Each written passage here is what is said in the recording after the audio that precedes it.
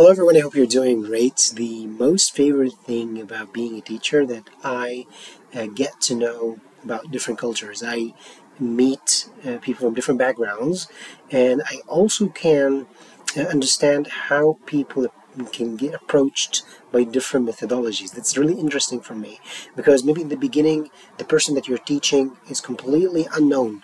He is not an open book. But when you deal with the person, you deal with the student, then you get into a personal level and you can know how to deal with this person. You feel like you cracked the code. It feels interesting, at the same time feels very heartfelt. What's challenging about being a teacher, I think the most challenging thing is when you deal with a student who doesn't want to learn. Um, Adults mostly they want to learn, but for kids, some of the kids, because they're forced by their parents, they may have this difficulty learning, except if you get their interest or attach their attention. So this is the most challenging thing for me if the student doesn't want to learn. What's challenging for learning a new language is when this language is formed in a different way from the native language. So, for example, in French and Arabic, you can see the adjective and the thing or the noun that is described by the adjective. You will find the noun first and then the adjective. In English, you will have this reversed.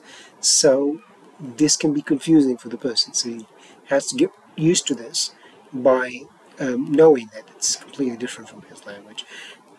I can tell you about a mistake that I made with a student. Yes, he was a beginner, he was an adult, and I thought that he was more capable of learning from conversational style.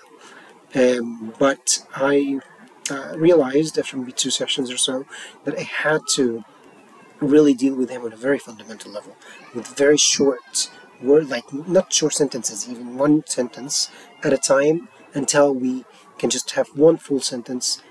What are you eating today? What's your favorite meal? What are you going to do now? Like these very simple questions. So this is a solution to this problem.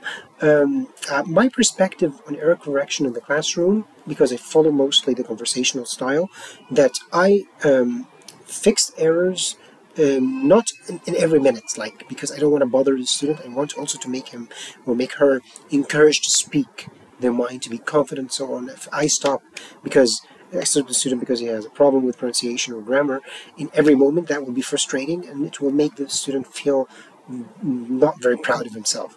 So what I can do, I can take a middle ground, which is I can let the student speak. Well, of course, we have a conversation together, and then I write down, without him noticing, the mistakes that he made, and we can discuss this. You said this and this, and it should have been said this and this, and I can tell him the explanation also why we say it in this way, or this is the right way, like this word is said in this way, like this word. So he can have a logical connection, not only just knowing the correction, but also knowing, having a link with other things that he can fix after seeing something similar to this mistake committed. What I can do for students seems nervous and untalkative. I have to know what this student likes the most. Because if he's a kid, then, for example, I had a kid who liked to share facts with me, like wanted to take like 2 3 minutes every session. He feels very excited to tell me if you focus and concentrate, I'll give you time to tell me about certain facts about biology, about science. He likes this, so he gets like lights up, like and feels very happy. And for the adult, I can get to know his interest. What's the interest of the student, to hinge on this, to make the class very interesting. Um, the company culture is very important to me, of course, because I have to be sensitive to the culture that I'm working with, because it's like this is a cooperation. Like I like for others what I like for myself.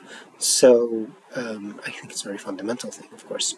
At least for someone who wants to have a long-lasting relationship with the company, yes, of course, it's very important. I want to know more about creating English. Like, what's the methodology that you like the most or prefer the most? Do you teach adults more, kids?